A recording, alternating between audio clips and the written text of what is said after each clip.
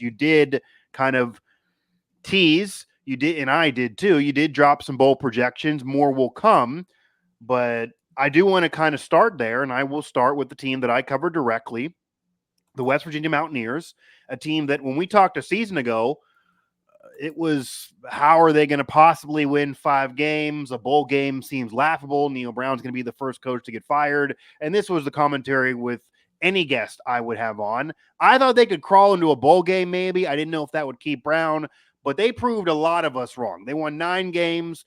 You could argue, if you look at these games and dissected them, and I covered them all, they should have won more. They blew that game to Houston with the Hail Mary at the end. Green keeps his helmet on. They probably hold on to win that game. Oklahoma State, they allowed Ollie Gordon to run for 150 in the fourth quarter alone. If he runs for a little bit less, they probably end up holding on and winning that game. And then who knows, even before this 12-team playoff, they do come off the 9-4 year in a bowl win. And now many fans are saying, well, with the new landscape, historically speaking, they're the winningest program now in the Big 12. Neil Brown has a new deal. It kind of is friendly. There's more NIL money there. Everyone's happy. The vibes and atmosphere, it's all better there. Yeah, Zach Frazier's gone, but this team could contend for a Big 12 title. That's what Neil Brown's saying. That's what they're selling. They're basically making it clear if they crawl into a bowl game, that's a disappointing year now for this team. But I saw your projection. That's exactly what you're kind of saying they're going to do. You have them in the Guaranteed Rate Bowl. You have them playing Rutgers. We put it on the site. That, I would assume, would be a max of 7 wins. Like, that's not going to be what fans think they're going to do or what they're dreaming. So I ask you, why are you not buying what Neil Brown and the Mountaineers are selling? Why are you kind of pumping the brakes on the Mountaineers? Why do you see them still getting into only a minor bowl game? And what kind of is holding you back from feeling like the Mountaineers could take that next step and go from 9 to double-digit victories, get a conference title, the first for them as a Big 12 champ? Well, I mean, the Big 12 is wide open now. It's a different Big 12 now. And look who they brought in. Now, they don't play Utah, but early in the season, they got to play at Arizona. And Utah's the preseason Big 12 media pick, by the way. They will be, yeah. And I saw that was released today. They are, yeah. I saw that this morning. That doesn't surprise me. Utah's the safest pick, and sure, the Big 12 is very wide open. But I mean, West Virginia caught a tough schedule as far as this is concerned. You know, they've got to play. Not only is their non-league tough with Penn State, but look at the first 5 Big 12 games will tell you everything. They're playing Kansas. Kansas, when Jalen Daniels was on the field, is really tough. They're playing at Oklahoma State. Ollie Gordon, obviously, off-season arrest this week, but he'll be on the field in that game. You'd imagine. Kansas State, Arizona back-to-back, and Iowa State. At least they're coming from Morgantown for that one. Yeah, I mean, that's brutal. And I think West Virginia is probably getting the least attention of the darts that you could throw as a Big 12 favorite. Now they're 7th based on all the teams you mentioned are ahead of them, either just barely or obviously some of them way ahead. And Kansas State's in there, Oklahoma State's in there. They're the top 3 with Utah. That's the 7 darts that you're looking at. Now, can West Virginia compete with that? Sure. You know, Garrett Green's a guy that really did well last year. He's a dual threat. He's not a Tebow type, but I mean, what he offers in the running game is good.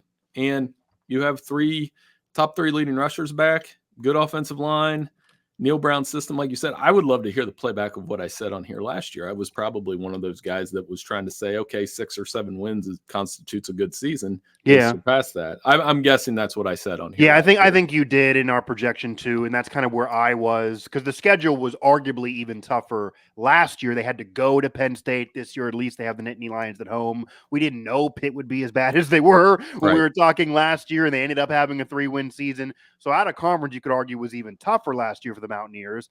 They had UCF was a game they did win, but that was on the road that people thought was a swing game. So 7 wins seemed like with a tough schedule. Preseason wise, I believe it was on the top 15, top 10 toughest schedule in the country.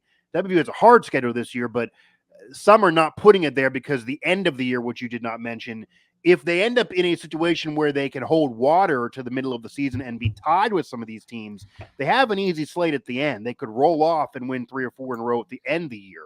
So that is something that maybe is allowing people to be optimistic about WVU. But I think, yeah, we both were kind of 6-7. They won 9. And as I said, if it wasn't for the penalty with Green taking his helmet off, that's basically another win, because as bad as they played, it's hard to believe that Houston converts a Hail Mary 15 yards further back. So we all were way wrong. I mean, they were the over-under sports books had them at 4.5 wins over-under. So, but the same sports books have them at 6.5 this year, which I imagine is kind of where you are. It seems like. Again, 7, 8. Okay. They get to 7 and 5. Now, again, when you do bowl projections, those are a matrix of right. I had to go in and correct something, actually, because I had Kansas in 2 bowl games, because when I was switching all these Big 12 teams around, and that's not out of the realm of the possibility in 2024 that they would, but I had deleted Arizona. So there's somebody that admits his mistakes on the air. Yeah, well, thank you. And they're very rare quality I have. Yeah. And, but that Big 12 grinder is tough. I think this conference is positioned to be a little bit better football-wise than the ACC right now. Now, I mean, they may not have the power at the top with the Florida State, Clemson. Yeah. But when you can say here on July 2nd or 3rd that Arizona, Kansas State, Oklahoma State, Kansas, UCF, West Virginia, any one of those teams could win it, then it would strengthen the case for having a second playoff team. Yeah. And is it just the schedule, or is there something else with WVU? And the reason why I asked that, yes, they did win 9 last year, and yes, Garrett Green played well. They also won games when he was out, because the defense played with their hair on fire, that I don't think anyone thought or would think again that if Green misses time, they're just going to clip off wins without him. But they did, and Green should be better with another year under his belt. The coaching staff has said, though, that the issue for Green, despite being explosive and being the dual threat, 52.9% completion percentage, and I have that for some reason memorized in my head. They all have said he has to be 60% around that area to contend for a Big 12 title. Neil Brown has said this. The coaches have said this. National media has said this. That's a kind of a jump from 52.9 to go all the way to 60, and yet these same people are saying they could contend for the Big 12. Is there something about the team that maybe you're thinking like that can't happen? Green's who he is. That would be a bizarre jump. Is there something on as far as the team that they're just not as good as some are thinking, or is it that the schedule is a little bit tougher in terms of those swing games are now going to be on the road, so they could actually be an 8-win team that ends up 5th or 6th because of the depth of the conference and be good, but be under now expectations of what the program's trying to sell? Well, the back end, when you're relying on transfers in the secondary in a conference where teams throw it around, and this defense still allowed 26 points per game. And, we're going to talk about Pitt here. I have a stat on Pitt so West Virginia was 4-4 when allowing 21 points or more last year. Okay. And that you're going to give up more than 21 points when you're facing the quarterbacks that they're going to face this year, and they didn't even get, it'd been interesting to see WVU play Colorado or WVU play Utah with Cam Rising, but you're getting Kansas State likes their quarterback. Noah Fafita is good. Oklahoma State has 5 offensive linemen back. I mentioned Jalen Daniels in Kansas. So they're going to, and KJ Jefferson's UCF's quarterback, by the way. He's played a ton of football. So Daniels gave him a lot of problems 2 seasons ago. That was kind of the coming out party for Daniels, is against West Virginia after losing the Pitt game. He just did whatever he wanted. Right. So yeah, I think that'll be interesting to see how that defense reacts to being in those high score. So basically what we're saying is you give up around 28 points, it becomes a 50-50 game. And, I'm sure West Virginia is going to be in a couple of those this year. Yeah, and you figure, and I think what maybe again is an optimistic view, I guess you could argue, is say they're in those 50-50 games, because the defense probably will be what it was last year. Maybe he might even take a step back, but Beanie Bishop wasn't supposed to do what he did last year, where he became an All-American. It wasn't like everyone was projecting that. He did end up becoming an All-American. That helped out all those numbers. They were right up there in ball hawk rate. But as the defensive coaches will tell you, when you're up there in ball hawk rate, but you're in the middle of the pack in actual turnovers, you're missing a lot. So to actually win the Big 12, they probably got to actually convert a lot more of those turnovers, get more of those picks. They won the brawl-off picks last year. They might have to do that, win a couple games like that coming up this season. And then offensively, The optimistic view would be that even if the defense does not improve and is kind of the same secondary-wise and they don't get more turnovers, that Green and the offense should be better.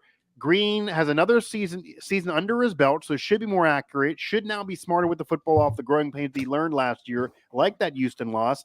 And the wide receiver room is way deeper. So they bring in Justin Robinson from Mississippi State. You bring in Jaden Bray from Oklahoma State, plucking off a Big 12 foe. You have Traylon Ray that no one expected. This will be a sophomore year from him. He's explosive. Gallagher may play offense, defense, but Huston Clement emerged. Preston Fox is still there. Jaheim White. And they kept C.J. Donaldson despite White emerging. Many thought that he would be gone, but they have both of them. So that's more weapons than before, and they're all more experienced. If the offense is better than it was last year, even if the defense is not, they should be able to score more. So then you're flipping 28 points you're giving up in a swing game. Maybe they can score 30 a game and barely crawl into those being victories. Yeah, and that's going to be the thing, that when you get in those games, you got to count on that. You got to count on your pass rush, things like that. I'm excited to watch Big 12 football for all of those reasons. And when you get in those games, obviously with that style of play, pass rush will be key. They didn't have a player with more than 4.5 sacks last season. So I'm interested to see how that goes. But I know from a Big 12 standpoint that style of play is going to be something to watch, and against those quarterbacks. And how much does home field matter? I always watch that. Mountaineer Field is going to be a first time for some teams in the near future. Maybe not this year, right? They don't catch a Big 12 or a Pac-12 team for the first time there, correct? So they don't play Colorado or they don't play Colorado. No, they don't. Any of the new ones. They don't play the new ones at Mountaineer Field. So yeah, but I mean, if they can wiggle into the Big 12 championship game, and if they can get there, one thing that's really interesting, I'm not ducking the question, but let's say they had 3 losses and won the Big 12 championship. I think the Big 12 champion could have 3 losses and get in the playoff. Well, I mean, this is going to be the debate, and I actually have said this, especially I think this could be an issue, Bill, for West Virginia. And by the way, talking with Bill Bender here of the Sporting News on Mic Drop, we're going through college football, some projections. We're going to talk an ACC and a Big Ten team coming up there with Pitt and Penn State within this same market, but right now talking the Mountaineers. West Virginia plays 3 out-of-conference games, obviously, as the Big 12 teams do. Some other conferences play 4. ACC plays 4. 2 of those 3 are now Power 4 programs. They've been playing more power programs out of conference. We talked a lot about this last year on how the West Virginia slide is all about they did the schedule wrong. They stacked these rivals up power conference teams, whereas everyone else is playing an FCS and a group of 5. They played 2 power teams. Neil Brown and Ren Baker have complained about this.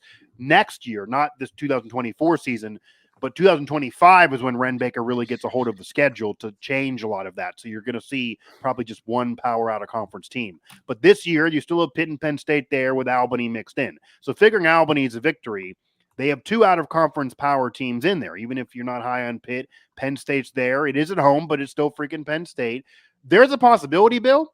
The way it works, you win the conference, which is just about what you do in the conference. You're in the playoff, and you're in as a high seed. People are going to argue this isn't fair to certain conferences are tougher than others, etc.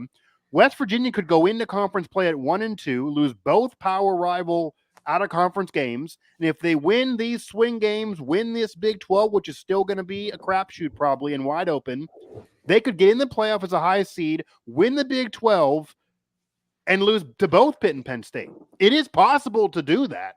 It would look really crappy, and I think that would start a debate on if Big 12 should keep on getting this automatic spot, if they should give the seeds automatically being a high seed to a conference champ, etc., because there's going to be an SEC team there that's going to probably be way better than West Virginia in rankings of everywhere else, but then not be where WVU is in seeding. But at the end of the day, that is the current format, that is the current rules, and they could get in that way as a top seed despite losing out of conference games. It is possible. Yeah. And this is one of the playoff debates that's going to come over the next couple of years, because the Big 12 is structured a little bit different than the SEC and the Big 10. The SEC and the Big 10 are going to gobble up 8 to 9 playoff spots. 100%. But they're going to want all of them. They're going to want all 7 of those at-large bids. They're not going to want to share with the Big 12. They're not going to want to share with the ACC. They're certainly not going to want to share a second group of 5 team. So That's going to be part of this debate. And then when you see West Virginia or Utah or whoever with that 3 seed, we're going to watch those quarterfinal games very closely. Yeah. Because why are we giving that spot? That's going to come up sooner rather than later. So the Big 12 is going to be on the spot. Good thing is they're going to be in the playoff every year, but it's going to be under a microscope now. No matter who it is. I still think they're in better position as a conference to put up 2 playoff teams than the ACC would be. Okay, and we might get into some of that then as we move here throughout this show. I then will ask you this as we kind of wrap up the WVU talk. You have WVU around 7 wins right now. Obviously, if things go right, certain games end up being wins that maybe you think are losses. Green does go from 52.9 to 60%, etc. The defense holds water. Then they could contend for a Big 12 title because the Big 12 champ is probably only going to have 1 or 2 games better than them, even if they end up in 6th or 7th. That's how much depth and how wide open it is.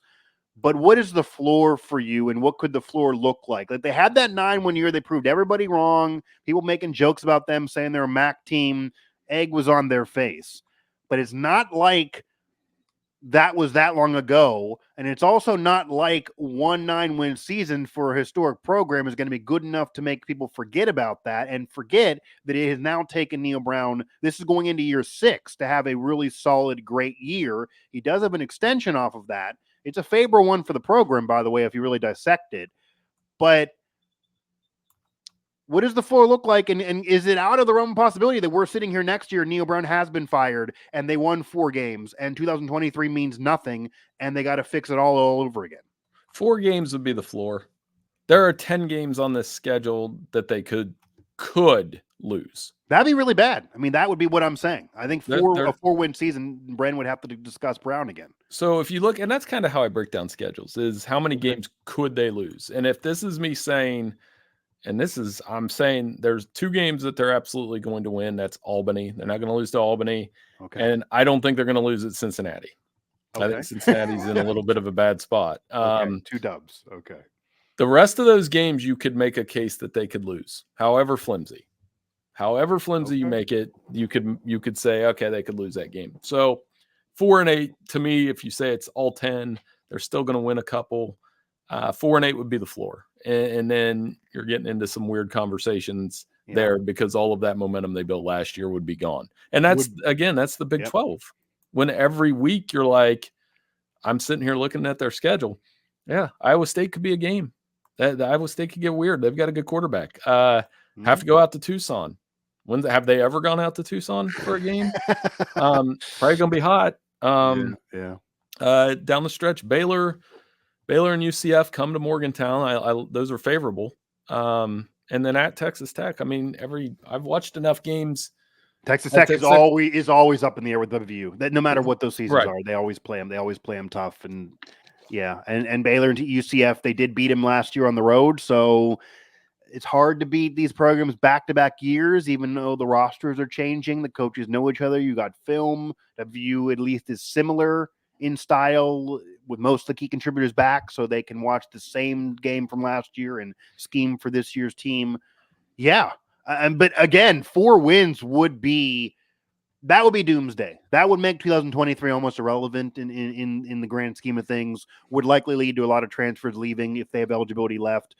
I do think if you look at the restructuring of Brown's contract, despite it being an extension in literal purposes, it does really reduce his buyout. He reduced his buyout, made it easier for the program. He wins 4 games only. He probably is gone despite 2023, even with more years left on the deal. I don't think Ren Baker would mess around and would go. I mean, at minimum, they got to be a bowl team, I think, for that program. So that probably is where kind of you compromise and say, I'm going to project 6-7, and that's where you get them right now in the guaranteed rate poll. The schedule is brutal, and it could include some out-of-conference losses. It could include one to Penn State, which we'll get to later, but it also could include one, which I think would sting more. There's more of a rivalry there, and again, Pitt is not expected to do all that much coming into this year, and that is the Pitt Panthers. So